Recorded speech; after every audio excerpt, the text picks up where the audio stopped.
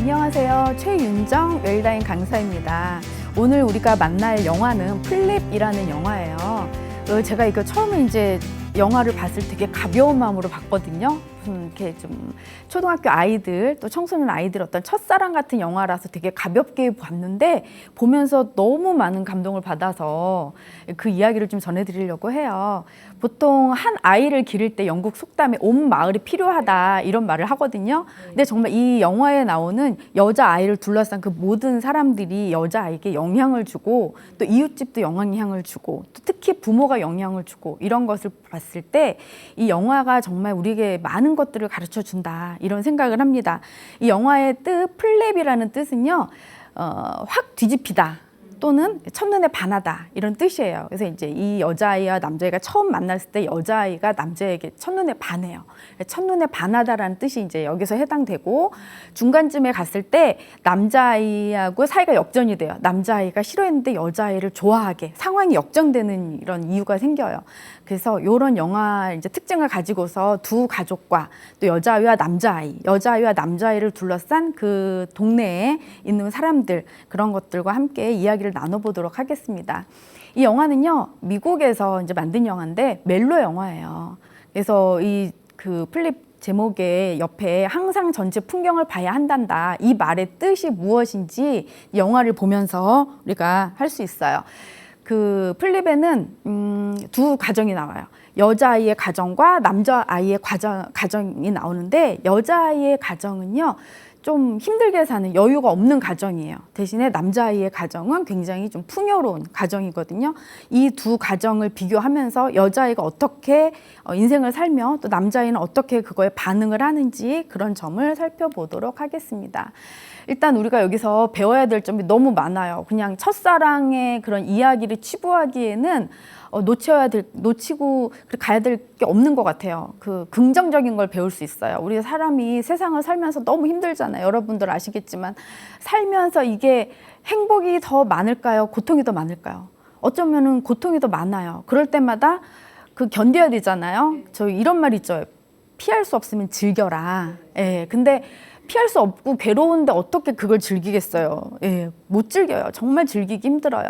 하지만 우리가 긍정적인 사고방식을 갖고 긍정성을 배운다면은 힘든 상황일 때 고통으로 지나는 그 세월을 지날 때 견딜 수 있는 힘을 갖게 되는 거예요. 그래서 여기 영화에서도 이 여자친구가 되게 좀 힘든 그런 상황을 겪었을 때 어떻게 이 긍정적인 면을 갖게 됐는지 또 부모의 역할이 중요해요.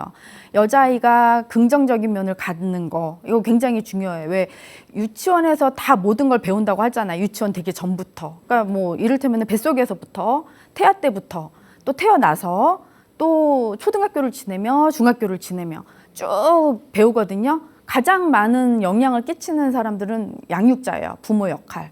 그래서 어떻게 부모가 행동을 하고 다 자녀들은 부모의 거울이라고 하잖아요. 그래서 부모 역할이 얼마나 중요한지 이 영화에서 알려주고 있어요. 그래서 줄리를 대하는 부모의 자세와 또 줄리는 여자친구거든요. 남자의 이름은 브라이스예요. 브라이스의 가족이 브라이스를 대하는 점 이것도 우리가 비교해 볼 수 있어요. 또 중요한 거는 통찰력이라고 하잖아요. 통찰력은 내면을 꿰뚫어보는 힘이라고 사전적 정의예요. 그래서 우리가 통찰력이 있다 뭐 이런 말을 가끔 듣잖아요.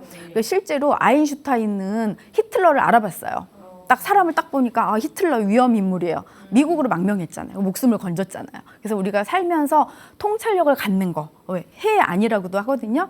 그래서 이 영화 속에 할아버지가 등장을 해요. 그러니까 브라이스의 외할아버지가 등장을 하는데 그 외할아버지가 그 자기의 그 자식, 사위와 딸이 못 해주는 것까지도 손주에게 해줌으로써 손주가 바르게 갈 수 있는 그 길을 열어줍니다.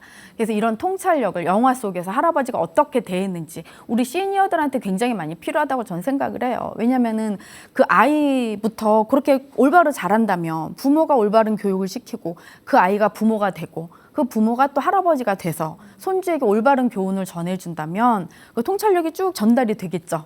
그래서 아까 제가 처음에 말씀드린 것처럼 한 아이를 기르기 위해서 온 마을이 필요하다는 그 속담처럼 이런 통찰력을 갖고 계신 할아버지가 주위에 있다면 얼마나 좋을까요? 네, 그렇죠. 그리고 또 관계의 중요성. 사람이 일을 하는데요, 관계가 너무너무 중요해요. 일 때문에 그만두는 사람이 드물어요, 사실은. 어떤 직장을 들어가요. 직장을 들어가면 일이 힘들어서 그만둔다는 거의 드물대요. 뭐가 힘드냐면 위에 상사와의 관계, 내 동료와의 관계, 시기 질투에 휩싸인 그 질풍노도의 관계, 항상 고민하고 이런 것 때문에 굉장히 어려움을 겪고 직장도 그만두거든요. 그래서 우리가 살면서 사람과 사람 사이의 관계가 얼마나 중요한지 이 영화에서도 그것을 보여줍니다. 네, 자 이제 영화 첫 장면은요. 이 여자친구 줄리의 이웃으로 브라이스라는 남자애가 이사를 와요. 딱 이사 오면서 여자애는 제가 아까 말씀드렸죠. 이 줄리의 가족은 굉장히 좀 화목하고 좀 아이에게 되게 사랑으로 친근함을 좀 전해준 가족이에요. 그러니까 여자애는 딱 그 이삿짐차가 딱 들어올 때부터 눈이 반짝반짝해요. 누가 타고 있을까? 저기 누가 오나? 봤는데 남자애가 타고 있는 거예요. 남자애가. 예, 그 또래의 남자애가 딱 타고 있어요. 근데 여자애는 막 호기심에 가득 어린 눈으로 영화에서 보면은 막 누가 왔나 이러고 이렇게 쳐다보는데 남자애는 굉장히 인상 쓰고 쳐다봐요. 의심이 있는 거죠. 그러니까 여기서 첫 장면에서부터 이 영화는 극명한 대립을 보여주고 있습니다. 그 이제 여자애가 쫓아가요. 자기 옆집으로 이사를 온 거예요. 이제 아빠가 있었어요. 이 브라이스의 아빠가 딱 있었는데 보니까 이삿짐이 막 이렇게 있어요. 그러니까 여자애가 되게 적극적이에요. 내가 이삿짐을 옮겨주겠다고 그랬더니 아빠가 딱 막아요. 아 됐다고. 예, 그래서 남자아이를 딱 보니까 남자아이가 약간 좀 무서워해요. 여자아이를. 왜 너무 적극적으로 이제 처음부터 막 이렇게 들이대 정신을 보여주니까 너무 이제 좀 이렇게 꺼려해요. 그러니까 아빠가 브라이스 아빠가 눈치를 채고 너 엄마가 뭐 심부름 시킬 거 있는데 너 가야 되지 않니? 그러니까 여기서부터 아빠가 둘이 친하면 같은 동네 또래인데 잘 지내게 이렇게 마련을 해주는 게 아니라 떨어뜨려 놓는 거예요. 근데 제가 생각을 해봤어요. 만약에 예를 들어서 여자아이가 옷도 되게 잘 입고 굉장히 뭔가 부유하게 보인다면 친하게 지내게 했을 수도 있겠어요. 근데 여자애 보면은 화면 보시면 아시겠지만 되게 좀 이렇게 그냥 헐렁한 티에다가 바지, 청바지 그리고 머리도 그냥 손질 안 된 거죠. 딱 봐도 이렇게 좀 부유해 보이지는 않았던 것 같아. 어린 왕자에도 나오잖아요. 예, 나이가 들수록 어른이 들수록 숫자에 관심이 많아요. 몇 평 사는지, 아빠 직업은 뭔지 이런 걸 따지잖아요. 이 아빠도 그런 거 아닐까. 영화에서 그거를 이제 첫 장면에서 보여줘요. 여자애하고 만났어요. 근데 여자애가 이제 막 이렇게 정신없이 막 들이대려고 하니까 남자애가 도망을 가요. 엄마가 맞아 시킨다고 했지? 막 이러면서 뛰어가요. 근데 여자애가 이제 쫓아가요. 그래서 손을 잡아요. 같이 놀자고. 근데 여기서 이제 문제는 뭐냐면 이 영화에서는요 남자의 입장과 여자의 입장을 둘이 교차를 해서 보여줘요. 왜 사람은 내가 믿고 싶은 대로 믿잖아요. 그죠? 근데 여자애가 딱 봤는데 자기는 이 남자의 눈을 보고 반한 거야. 진짜 말 그대로 뿅 갔어요. 그 남자의 눈을 보고 첫눈에 반한 거예요, 여자애가. 그러니까 쟤도 나를 좋아할 거라고 생각을 해버리는 거예요. 그래서 여자애가 이제 쫓아가요. 근데 자기를 피하는 게 아니라 아빠한테 어쩔 수 없이 더 놀고 싶은데 엄마한테 가는구나라고 착각을 해요, 여자아이가. 착각에는 왜 커트라인 없다는 말도 있잖아요. 그래서 여자아이가 이제 적극적으로 쫓아가고 그러면서 이제 관계가 이어지는데 남자아이는 이때부터 이제 힘든 거예요. 여자애는 너무 적극적으로. 왜냐면 그 남자애가 나를 좋아한다고 생각을 했기 때문에 여자애는 적극적이죠. 근데 남자의 입장은 달라요. 근데 남자애도 재밌는 게 한마디로 거절하면 되는데 이 좀 우유부단해요. 보면은 거절을 안 해요. 상처 주고 싶어하지 않는 그런 마음을 갖고 있어요. 착한 편이죠. 여자가 적극적으로 막 한 걸 계속 이제 7살에 만났는데 쭉 가는 거예요. 그 여자는 계속 이제 그 대시를 하고 남자는 피하고. 네, 그래서 영화 이제 장면에 보면은 이 남자아이를 너무 좋아해요. 그 남자아이 냄새를 맡아요. 수업 시간에 뒤에 앉아 있는데 킁킁거리고 냄새를 맡아요. 이유는 뭐냐면 남자한테 수박 냄새가 난대요. 예, 사람한테 수박 냄새가 난다고 너무 좋아하는 그런 장면이 나옵니다. 이렇게 해서 아이들이 이제 7살 때부터 15살 때까지 쭉 성장해요. 그들이 이제 장면이 바뀌어서 성장한 그 15세 정도에 나오는데 여기 장면에 보면 나무가 하나 나와요. 이 나무가 무슨 나무냐면 줄리 여자아이가 어느 날 이렇게 봤는데 연이 꼭대기에 걸린 거예요. 나무 위에 연이 걸리니까 여자애가 사다리를 타고 올라가서 나무에 걸린 연을 딱 떼고 봤는데 나무 꼭대기에서 봤더니 그 풍경이 너무너무 좋은 거예요. 그래서 이 여자애는 그 풍경에 반했어요. 그래서 매일매일 그 나무에 올라가서 1시간씩 앉아 있는 거예요. 그 풍경을 보느라고. 근데 어느 날, 그날도 이제 나무 위에 올라가서 이렇게 마을 전체 풍경을 보고 있는데 밑에서 막 소리가 들려요. 뭐냐면은 인부들이 와가지고 나무를 자른다고 하는 거예요. 그 이 여자는 이 나무에 애착이 있거든요. 왜냐하면 그 나무를 통해서 이 아이는 세상을 보는 그 창이 된 건데 이 나무를 자른다고 하니까 얼마나 놀랬겠어요. 그래서 자르지 말아달라고. 근데 그 스쿨버스가 지나가고 자기네 반 친구들이 타고 있어요. 그러니까 제발 나무에 올라와 달라고. 그 너희들이 올라오면 나무를 안 자를 거야. 사정을 해요. 근데 아이들은 저 나무가 뭐라고 저기 올라가가지고 쟤 정신없는 애 아니야? 그리고 이제 무시를 하고 스쿨버스를 타고 떠나요. 여자는 계속 울면서 나무는 절대 자르면 안 돼. 그러니까 인부들이 여기에 집주인이 집을 지으려고 나무를 베으려고 한다. 베려고 한다. 너가 거기 있으면 안 되니까 내려와라. 법이다. 이건 어쩔 수 없이 내려와야 된다. 나무에서 내려와라. 내려와라. 사정을 해도요. 여자애가 계속 부둥켜 안고 나무를 부둥켜 안고 안 내려와요. 그러니까 어떻게 되겠어요? 동네가 또 난리가 났겠죠. 동네 아줌마 아저씨 주변 사람 다 와요. 내려오라고. 거기는 이제 기자도 왔었던 것 같아요. 기자도 희한하잖아요. 애가 몇 시간씩 나무 위에서 안 내려오니까. 급기야는 아버지가 사다리를 타고 올라가요. 그래서 아버지 때문에 내려오라고 해서 딸이 내려와요. 근데 이제 그 나무에서 내려오면서 이 친구가 얼마나 마음이 상심이 됐겠어요. 그래서 2주간을 울어요. 친구가. 그런 얘기가 나와요. 나무에서 이제 내려오고 시간이 또 흘렀어요. 근데 이제 브라이스는 이상한 거야. 얘가 조금 이상한 애로 보이는 거예요. 처음부터 자기한테 막 이렇게 막 적극적으로 친해지려고 하고, 그리고 학교에서도 얘가 오니까 막 끌어안아요. 여자애가 남자를 너무 좋아하니까 끌어안아요. 근데 이 여자애는 입장이 또 다른 거야. 얘가 부끄러움 때문에 나한테 못 다가오는구나. 내가 적극적으로 이렇게 애정 공세를 해주면 남자애가 마음을 열겠지, 표현하겠지라고 해서 이제 착각하는 거잖아요. 그렇게 했는데 결국에는 남자애가 계속 여자애를 피해요. 그래서 어느 날 하루 할아버지가 있었어요. 브라이스의 할아버지, 외할아버지가 같이 앉아 있는데 이 남자애한테 물어요. 손주한테. 너 왜 줄리랑 친구가 아니니? 그랬어요. 그러니까는 남자애가 이만저만해서 걔는 좀 이상해요. 되게 알아보면 이상한 친구예요. 그래서 저는 멀리해요. 라고 얘기를 하니까 할아버지가 뭐라고 하냐면은 그 여자애는 다른 사람하고 다른 것 같다. 예, 그런 여자가 옆집에 사는 거는 뭐 축복이다 이런 식으로 얘기를 해요. 그러면서 신문을 하나 건네요. 이 신문을 읽어봐라. 편견 없이, 그 여자에 대한 편견 없이 네가 이 신문을 읽으면은 그 여자에 대해 생각이 바뀔 거다라고 얘기를 하면서 신문을 건네줘요. 근데 그 남자가 신문을 읽었을까요? 안 읽었겠죠. 근데 그 신문에 어떤 내용이 나오냐면은 이제 나중에 얘기하겠지만 여자아이가 나무 위에서 안 내려온 이유가 들어있는 거예요. 그러니까 기자가 와서 촬영을 한 거겠죠. 그래서 인터뷰도 했고 그 얘기가 실렸어요. 그러면서 이제 남자아이는 신문을 그냥 휙 던져놔요. 안 읽겠다 이거죠. 이상하니까 여자애 싫어해요, 남자애가. 그렇게 됐고, 그리고 그 옆에 장면은 뭐냐면, 전체 이 장면이 좋은데 아빠가 그림을 그려요. 뭐 화가를 전공을 했는지는 모르겠지만 그림을 계속 그려요. 마당에서 그림을 그리는데 거의 그 자연 풍경을 그리는 거예요. 근데 여자의 나레이션이 뭐냐면 나는 아빠랑 이렇게 함께 이야기 나누는 게 좋다. 아빠가 그림 그릴 때가 좋다. 그 옆에 앉아서 계속 아빠랑 끊임없이 이야기를 합니다. 근데 우리 사실 아이들 키워보고 하지만 아이와 함께 앉아서 도란도란 얘기를 하면서 이 아빠가 잔소리를 했을까요? 잔소리 안 했겠죠. 근데 이렇게 아이가 아빠 옆에서 그림을 그리는 아빠 옆에서 하루 종일 이야기를 듣고 이 시간을 너무 자기는 행복하다는 거예요. 잔소리를 했을까요? 충고를 했을까요? 아니죠. 그냥 들어주는 거예요. 계속. 그래서 이 아빠가 아이를 대하는 태도는 굉장히 우리한테 모범이 돼요. 잔소리, 너 이거 지적하고 저거 지적하고 이게 아니라 아이를 온전히 받아들이고 자기 이야기도 자기가 뭐 대학 들어갈 때 직업을 구할 때 어떤 마음이었는지 마음이 통하는 대화를 했다는 거가 이 영화에서는 굉장히 많은 시사점을 알려주고 있습니다. 그래서 우리의 부모라면, 시니어라면 누구한테든지 마음을 열고 마음이 열리려면 잘 들어줘야 되거든요. 우선은 들어주는 게 첫째래요. 그러니까 이 여자아이가 하는 얘기를 쭉 듣는 거예요. 아빠가 그 역할을 해줍니다. 그래서 여자아이가 아빠를 너무 좋아해요. 그런 점이 나오고 아빠가 이제 뭐라고 질문하냐면 딸한테 너 브라이스랑 어떤 관계니? 브라이스는 너를 어떻게 생각하냐? 약간 이런 식으로 질문을 해요. 그러니까 여자아이가 뭐라고 하냐면 잘 모르겠다고. 아빠가 보통 그러잖아요. 아빠가 이제 누구랑 친해? 우리 딸이 누구랑 친해?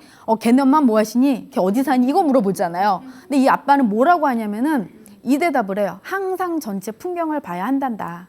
그림은 단지 부분들이 합쳐진 게 아니라 그러면서 소는 그냥 소고 초는 그냥 풀과 꽃이고 나무들을 가로지르는 태양은 그냥 한 줌의 빛이지만 그걸 모두 한 번에 같이 모은다면 마법이 펼쳐진단다 이렇게 얘기를 해요. 그러니까 풀, 나무, 꽃 다 제각각이지만 한 대로 포함이 된다면 멋진 그림이 되겠죠. 그래서 항상 사람을 봤을 때 뭐 우리가 봤을 때 전체 풍경을 봐야 된다는 거예요. 이 귀중한 교훈을 정말 그 마당에 앉아서 아이와 오순도순 대화를 나누면서 얘기를 해요. 너 오늘 학원에 갔었어? 너 공부 잘해야 돼. 이게 아니라 아이의 마음이 어떻게 세상을 바라봐야 되는지. 그러면 이런 친구는 이런 얘기를 듣고요. 보는 안목이 달라지겠죠. 그죠? 산에 그러니까 올라가서든지 아까 그 나무 위에서 그걸 봤을 때 달라지는 거예요. 자, 그래서 이 여자아이가 항상 나무에 올라갔어요. 그랬더니 나무 위에서 엄청난 걸 발견을 하는 거예요. 쭉 펼쳐진 보면서 그런 산도 보고 그런 벌판도 보고 어느 날은 주황색이었다가 어느 날은 노을이 붉게 물들고 이런 여러 가지 것들을 보면서 뭔가 마음에 큰 깨달음을 얻어요. 우리가 사실 사람한테도 물론 배우고 글을 쓰면서도 배우지만 자연에서 얻는 게 너무나 많거든요. 그래서 온갖 과학적인 것들 있잖아요. 뭐 벨크로 테이프라든지 비행기라든지 다 자연에서 얻은 거예요. 새를 날개를 보고 비행기를 만들었고요. 뭐 그런 여러 가지 것들을 자연에서 얻습니다. 자, 이 또 장면, 옆이 장면은 뭐냐면은 아이가 이제 나무 위에 올라가가지고 나 절대 안 내려갈 거예요. 이 나무 자르지 마세요. 라고 울고불고 했어요. 근데 아빠가 와서 설득을 해요.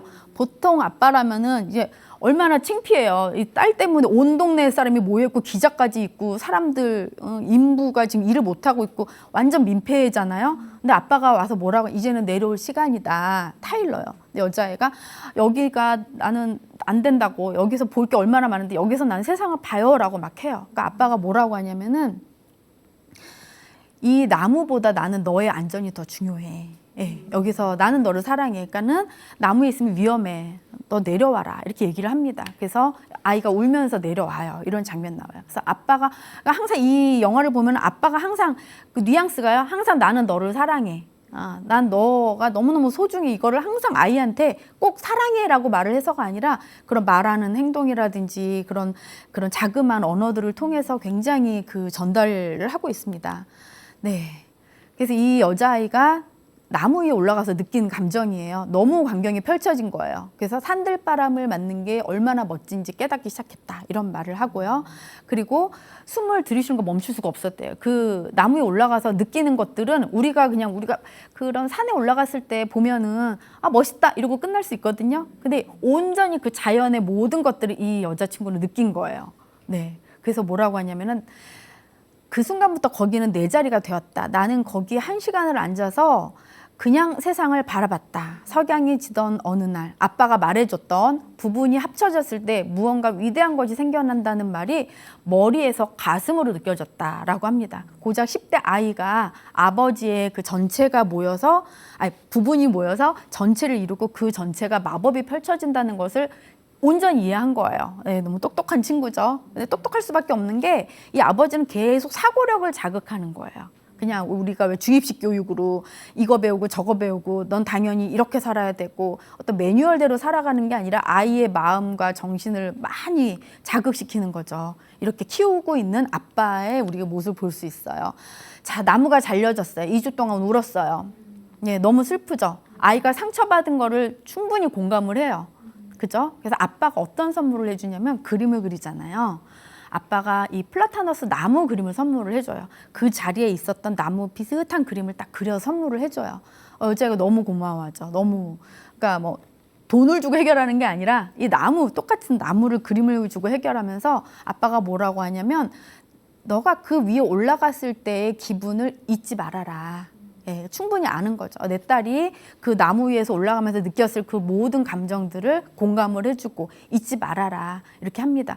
그래서 이 친구는 나무 그림을 이제 방에다 걸어두고 아침에 일어나서 보고 집에 오면서 보고 이 나무 그림을 보면서 자신의 어떤 그런 사고력이나 모든 거를 확장시키겠죠. 여기에서 우리가 볼 수 있는 건 긍정성이에요. 물론 힘들었지만 아버지 그림 하나로 똑같지 않거든요. 나무에 올라갈 수 없어요. 근데 이 나무 그림을 보고 너무 행복해요. 그래서 잊어버려요. 자기의 슬픈 마음을 잃어버려요. 그래서 얼마든지 우리가 관점에 따라서 우리가 달리 해석을 하면은 이게 부정에서 긍정으로 바뀌는 거. 그럴 때 누가 도움이 되나요? 이 아버지처럼 주위의 도움. 그래서 모든 사람들이 한 아이를 키우기 위해서는 도움을 줘야 된다는 것을 우리가 알 수 있습니다. 자, 저는 이 나무 위에 올라가는 줄리를 보면서 그 빨강머리 앤이라고 아실 거예요. 옛날 유명한 소설. 네, 이 친구가 생각이 났어요. 이 친구도 항상 모든 거에 호기심이 반짝반짝해요. 그래서 항상 행복해요. 들떠 있어요. 그 말도 되게 많잖아요. 말이 많다는 건 뭐냐면 그만큼 아는 게 있다는 거예요. 뭔가 쉴 새 없이 뭔가 막 떠들고 싶어하고 얘기하고 싶어하고 아는 걸 전해주고 싶어하고 그리고 감수성이 있다는 거예요. 그냥 모든 것들 느끼는 것대로 그대로 자신의 감정을 드러내거든요. 그래서 이 빨강머리 애인이 이런 말을 했어요. 행복한 날들은 구슬이랑 똑같다. 구슬이 하나하나 꿰어지듯이 한 알의 구슬은 굉장히 작거든요. 근데 그 구슬이 하나하나 꿰어지면 목걸이가 완성이 돼요. 아까 부분이 합쳐져서 전체가 된다고 했잖아요. 그런 것처럼 소박하고 자잘한 기쁨의 그 구슬들이 쫙 꿰어지면은 굉장히 그 행복한 나날들이 연결이 된다. 이런 말을 이제 빨강머리애인이 했고 또 뭐라고 하냐면은 여기서 아까 상황을 바라보는 관점을 바꿔야 된다. 네, 그래서 빨강머리 애인이 보면은 아시겠지만 고아였고 힘들었고 아빠 엄마 다 없고 또 이사간 집이 또 힘든 그런 상황이었잖아요. 근데도 관점은 계속해서 긍정적인 걸로 바꾸는 힘이 있었어요. 그래서 이 줄리도 빨강머리 애인처럼 이런 관점을 바꾸면서 자신을 계속 성장시켜 나갑니다. 자, 아까 말씀드렸듯이 인성교육. 예, 그래서 예전에 조선시대에도 보면은요, 뱃속에서 있을 때 우리 그 드라마, 사극 드라마 보면은 뱃속에 아이 가졌을 때 행동거지 조심하라고 왕족은 그렇게 시키잖아요. 예, 그래서 굉장히 우아하게 걸어야 되고 말 조심해야 되고 먹는 것도 조심해야 되고요. 우리가 현재 하고 있는 태아 교육보다 훨씬 더 강도 높은 교육을 시켰어요. 실제로 조선시대 그런 왕이 이제 부인이 아이를 가졌을 때는 그 왕도의 법칙에 따라서 엄청나게 많은 그 교육을 베풀었다고 합니다. 그래서 여기 아까 그림에서처럼 아이가 옆에 앉아 있을 때 부모가 어떻게 행동하는지 아이는 다 흡습을 해요. 그래서 정말 아이는 부모의 거울이에요. 뭐 콩 심은데 콩 난다, 팥 심은데 팥 난다 알잖아요. 그래서 아이, 너 왜 그래? 라고 하기 전에 내가 어떻게 키웠지? 한번 이렇게 생각해 볼 만도 하고, 네, 그렇죠? 그래서 이 아이에게 대해서는 인성 교육이 되게 중요하다는 거, 가정에서부터. 사실 학교에서 저 아는 친구가 이제 학교에서 이제 친구도 가르치는데 학교에서 선생님하고 보내는 시간이 많을까요? 집에서 엄마 아빠랑 함께 보내는 시간이 어릴 때 많을까요? 당연히 엄마 아빠겠죠. 그러니까 인성 교육이라는 건 학교에다 맡겨놓는 게 아니에요. 학교는 도움을 줄 뿐이지. 학교보다는 가정에서 인성교육을 해야 된다는 거. 이 영화를 통해서도 우리가 알 수 있어요. 자, 그리고 이제 여기 줄거리가 나오는데요. 이제 학교에서 품평회가 막 열려요. 어떤 아이들이 뭔가 개발을 하고, 그걸 막 이렇게 그 상 받으려고 이렇게 뭔가 전시를 하고, 거기에서 이제 상을 타면은 이제 뭐 상금도 받고 그러는 것 같아요. 근데 이 줄리는 계란을 부화시켜요. 6마리의 그 닭이 태어나요. 그거를 그 장면에서도 보면은 계란을 막 밝은 곳에 올려놔요. 그러니까 그 계란 안에 조그마한 콩알 같은 게 배아잖아요. 배아가 딱 보여요. 그러니까 아빠가 그걸 적극적으로 막 계속 같이 올려주고 같이 얘기를 막 나누는 장면이 나와요. 그러니까 학교에서 시키는 어떤 것도 넌 그건 네 할 일이야. 이게 아니라 아빠가 되게 적극적으로 도와주고 예, 그거를 그냥 지지한다는 걸 또 볼 수 있어요. 근데 닭이 이제 태어났잖아요. 닭이 이제 꼬꼬닥거리고 막 이제 그 키우고 싶은 거예요. 이 줄리는 닭을 마당에서 길러요. 근데 이 마당이 이 닭똥과 닭이 막 깃털 돌아다니니까 정신이 없거든요. 근데 이 줄리는 계속 닭을 키우고 있는데 닭이 가만히 있지 않죠. 뭘 하나요? 계란을 낳죠. 계란을 낳는데 뭐 튀김을 해도 쪄서 먹어도 계란이 없어지지 않는 거예요. 막 계속 넘치는 거예요, 계란이. 그래서 옆집 아줌마들이 사요, 그거를. 뭐 몇 개에 얼마 이렇게 주고 사요. 근데 가만히 보니까 브라이스네가 조금 아줌마가 친절했던 것 같아요, 브라이스 엄마가. 그래서 이렇게 줄리가 생각해 보니까 브라이스한테는 팔면 안 될 것 같은 거예요. 아줌마가 어려울 때 도와줬고 또 돈도 빌려줬고 막 그런 생각이 나니까 브라이스한테 가서 그냥 계란을 줘요. 근데 브라이스가 처음엔 잘 받았어요. 근데 집안에서 이제 쭉 얘기를 하는데 엄마 아빠가 그러는 거예요. 그 정원에 보면은 너무 더러워서 그 병균이 있는 거 아니냐, 계란에. 그걸 어떻게 먹겠냐. 이런 부정적인 말을 막 해요. 그러니까 이제 브라이스는 그러면은 버려야 되겠다는 생각을 하죠. 근데 보는 데서 받고 버리는 건 힘들고 또 안 갖다 줘도 돼라고 말을도 못 해요. 그러니까 몰래 버리는 거예요. 네, 그런 이제 이런 상황이 있었어요. 자, 그다음에 이제 그 불쾌하다는 걸 알았어요. 브레이스가 그렇게 행동을 했고, 자, 그 다음에 어떤 일이 벌어지냐면은 꼬리가 길면 밟히죠. 네, 어느 날 아침에 이제 계란을 갖다 주러 가고 뒤를 돌아서 좀 생각을 하다가 했더니 그 사이에 잠깐 사이에 브라이스가 계란을 받고 항상 버리잖아요. 저 봉지에다가 버릴 계란을 싸가지고 나와요. 다른 쓰레기랑 함께. 그래서 줄리가 쓰레기 버리는 거 같이 도와줄까? 라고 딱 봤더니 자기가 준 계란도 그 안에 있는 거예요. 네, 근데 이 브레이스가 뭐라고 하냐면 계란이 깨져서 버리려고 했다. 그랬더니 안 깨진 거예요. 멀쩡한 계란이에요. 그러니까 얼마나 줄리가 상처를 받았겠어요. 그래서 왜 버리냐 했더니 사실은 너희 집에 정원이 더럽기 때문에 병균이 많을 것 같아서 우리 가족이 먹는 걸 꺼려한다 라는 말을 해요. 줄리가 되게 상처를 받아요. 그 여기에서 이제 확 그 감정이 확 사라져요. 너 좋아했던 그런 감정이 조금 사라져요. 그리고 슬퍼해요. 그리고 이제 떠났어요. 그러니까 거짓말을 하는 거죠. 결국에는 그렇게 됐죠. 자, 그래서 이제 어긋나 버린 거예요. 근데 중요한 거는 뭐냐면 또 이제 왜 사람이라는 남녀 관계도 그렇고 애들 관계도 그런 것 같아요. 여자가 적극적으로 나올 땐 여자애가 이제 그런 걸 싫어서 남자가 피했어요. 근데 이제 여자가 좀 차가워졌어요. 실망을 했으니까. 근데 다시 이제 브라이스가 줄리를 좋아하게 돼요. 이게 상황 역전이 되는 거죠. 이래서 여기에 확 뒤집히다. 플립이라는 말이 여기에서 또 의미가 있는 거예요. 자, 이제는 계란도 이렇게 됐고 다 알게 됐고 그런 일이 있었고 줄리네 가족이 알게 됐어요. 아, 우리 가족 때문에 이제 뒤에 나오는데 우리 가족이 정원을 안 가꿔서 계란을 버림받았구나. 계란이 버림받았구나. 알게 돼요.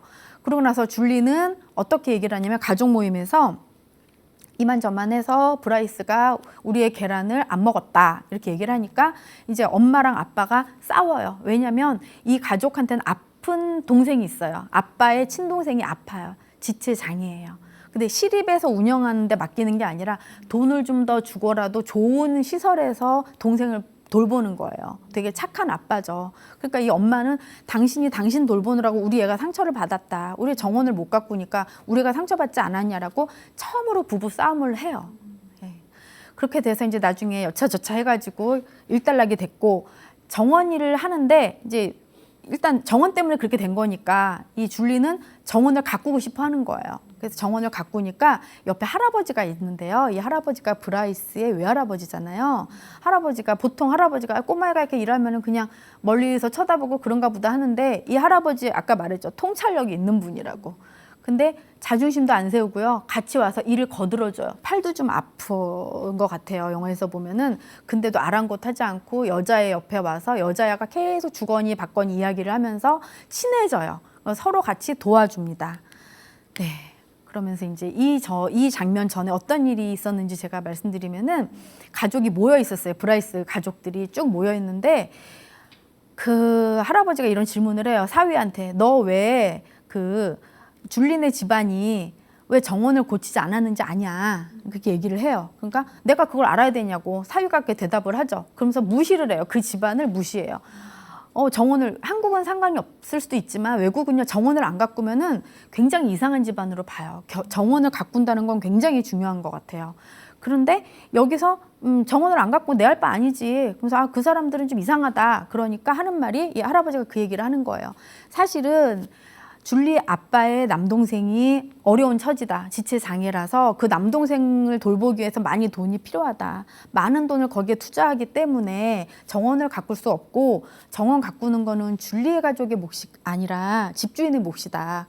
우리가 덮어놓고 그 가족에 대해서 버렸다고 그 정원을 안 가꾼다고 뭐라고 하면 안 된다라고 얘기를 합니다.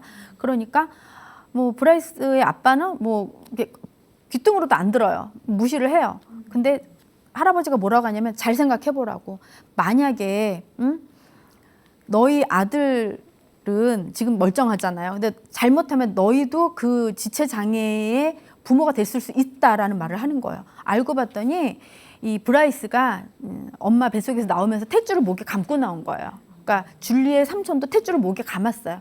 그러니까 후천적인 거죠. 선천적으로 타고난 기형이 아닌 거예요.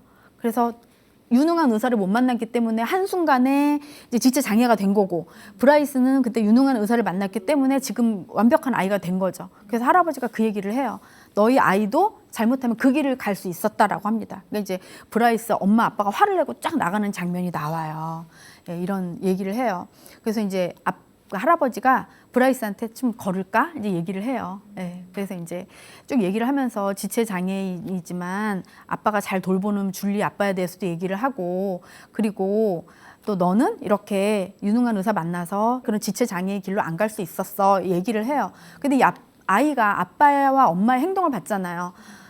그 정신 지체에 대해서 뭐 그렇게 거기다가 왜 하냐 약간 이런 식으로 하니까 이 아이는 상처를 받은 거예요. 내가 만약에 지체 장애였더라면 아빠는 나를 정신병원에 처박았을까요? 이런 질문을 해요. 그러니까 엄마 아빠의 그런 별것 아닌 말도, 간접적인 말도 아이한테는 상처가 될 수 있는 거예요. 그러니까 줄리의 부모랑 완전히 상반되죠. 그죠? 예. 이렇게 공감해주고 막 그렇게 사랑을 나타내는 게 아니라 브라이스의 아빠는 어떤 원칙적인 거, 그런 것만 강요를 하는 그런 인물로 그려집니다. 자, 그래서 할아버지가 아이와 함께, 브라이스 손주와 함께 거닐면서 이런 말을 해요. 밋밋한 사람도 있고 반짝이는 사람도 우리는 만난다. 살면서 빛나는 사람도 만난다. 하지만 가끔은 오색 찬란한 사람을 만나서 그럴 때는 정말 어떤 것과도 비교할 수가 없다. 이 말은 뭐냐면요.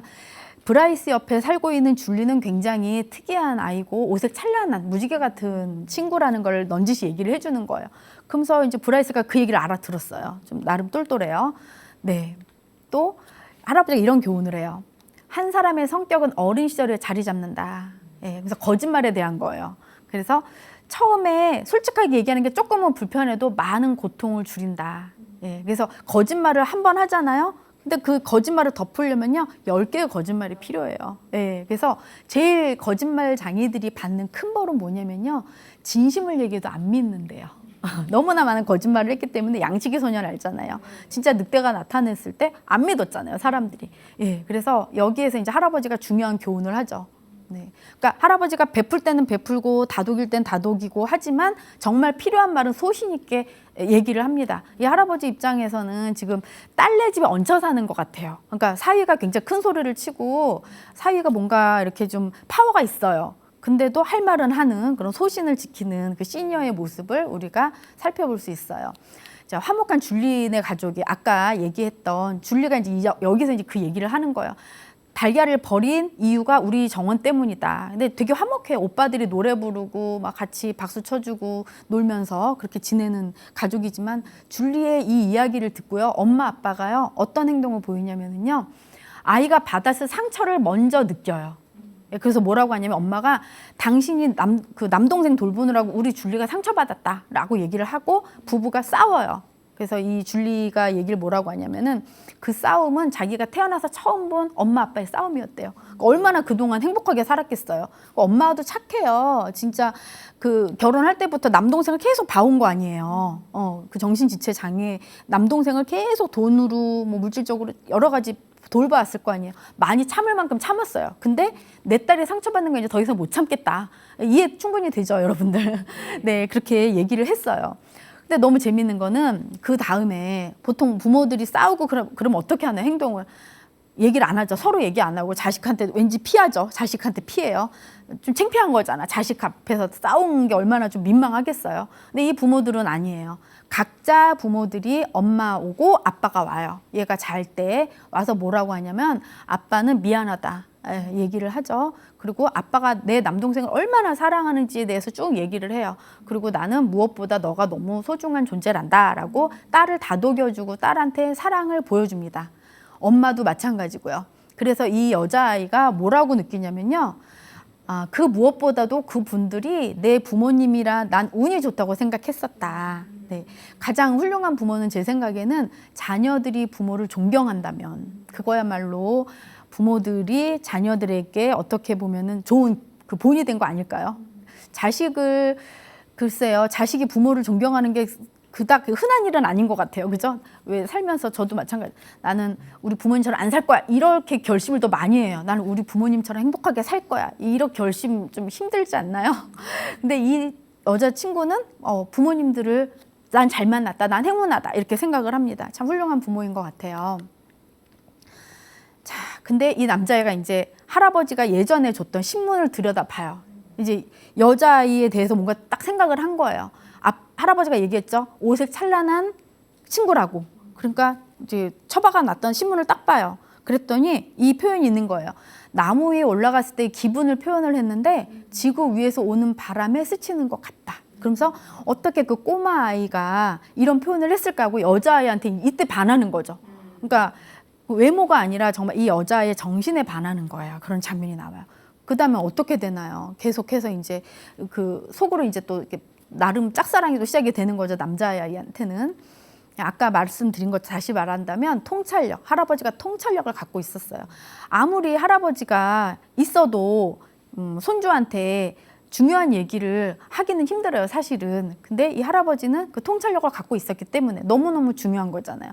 그런 좋은 여자아이를 본다는 거. 그리고 통찰력이라는 건 하루아침에 생기는 건 아닌 것 같아요. 그 나이에 맞게 연륜이 쭉 올라가면서 그 생각도 성장을 하잖아요. 마음은 평생 20대에 머무르고 있긴 하지만 우리의 뇌나 이성적인 생각은요, 계속 발전할 수 있어요. 그러니까 이 할아버지도 그러니까 신문에서 읽었죠. 그 기사를 계속 뭔가를 읽고 계셨던 것 같아. 계속 끊임없이 배우셨던 분이에요. 그러니까 손주한테 오색 찬란한 사람이다. 그 여자아이는. 그렇게 얘기를 해준 거죠. 네. 그리고 또 부모 역할도 여기 우리가 배울 수 있었죠. 자녀한테 달걀을 버린 것에 대해서 상처를 받으니까 처음으로 뭐라고 하냐면은 부모들이 너 잘못이 아니다. 네 잘못이 아니다. 그러면서 침대에 와서 밤에 자기 전에 침대에 와서 우리는 너를 너무 사랑한단다라고 부모들이 용서도 빌고 사랑을 나타내고 그러니까 결과적으로는 어떻게 되나요? 줄리가 나 너무 부모 잘 만났어 이런 행복한 또 단꿈에 접어드는 그런 장면이 나왔습니다. 예, 그래서 이제 할아버지랑 이제 친해졌죠. 계속해서 정원을 같이 가꿔요. 근데 할아버지한테 얘기를 막 했겠죠. 이런저런 얘기를 했겠죠. 할아버지, 우리 아빠가 그러는데요. 이러면서 이제 부분이 합쳐져서 더 멋진 것이 만들어진다. 이런 얘기를 할아버지한테 했더니 할아버지는 그 말을 완벽하게 이해했어요. 그러면서 뭐라고 하냐면 사람도 그래. 네, 사람도 그래. 이 말을 전해요. 이 아이가 똑똑하잖아요. 그리고 나서는 계속 사람들을 관찰을 해요. 이제 관찰하는 걸 그다음에 나오는데 여기 이제 줄거리가 그 사이에 나와요. 줄리 가족을 초대해요. 브라이스 가족이. 그러니까 아주 이상한 집안은 아니에요. 서로 주거니 받거니도 하고 또 초대도 할 줄 아는 그런 굉장히 정상적인 가정이에요. 그 사이에 또 삼촌을 만나요. 줄리가. 아빠가 삼촌 정신지체에 있는 삼촌한테 가요.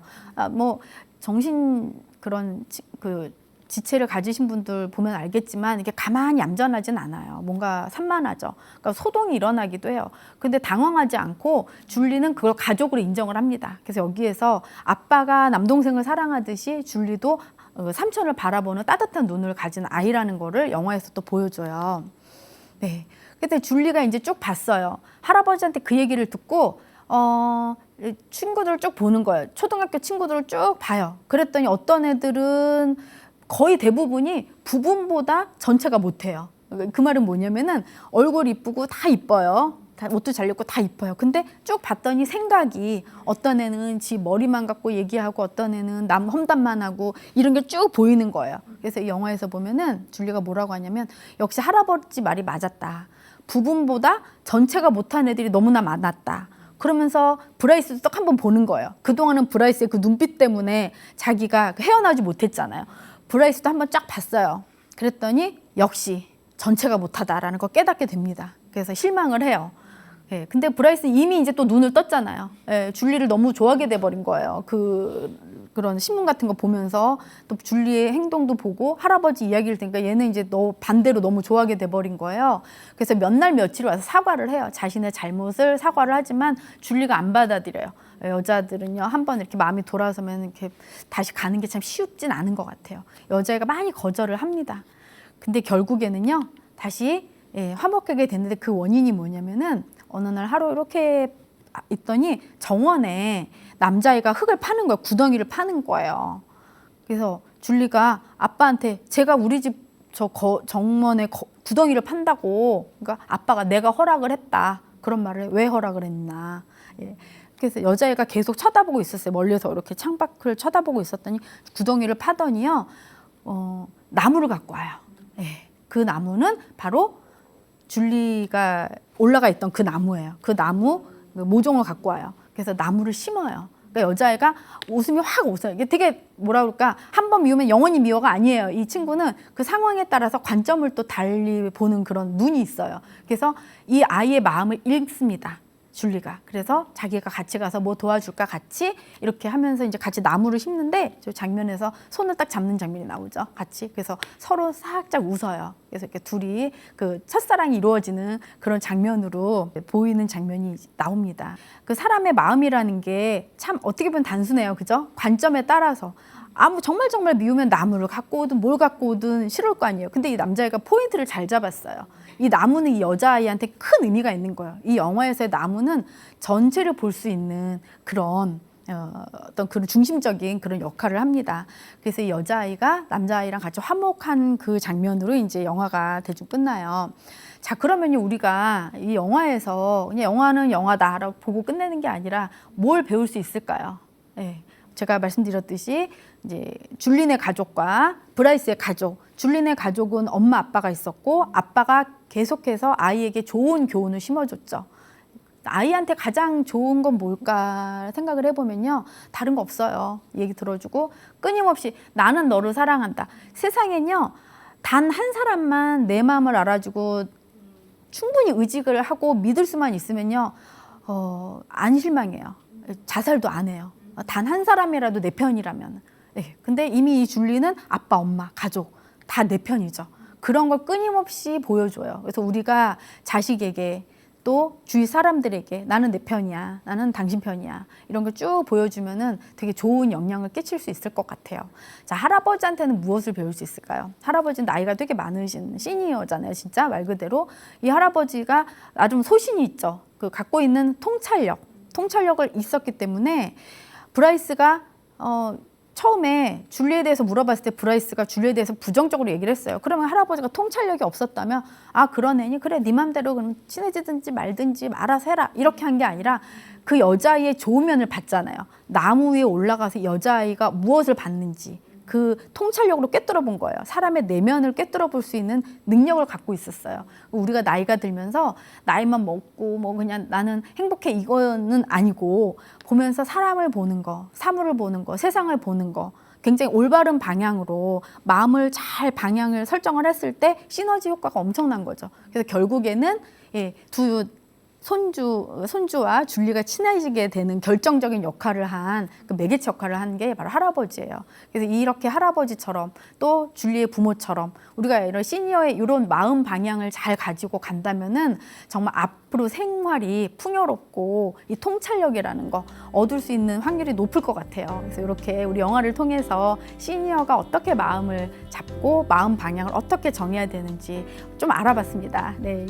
이때까지 들어주셔서 감사하고 강의를 마치겠습니다. 감사합니다.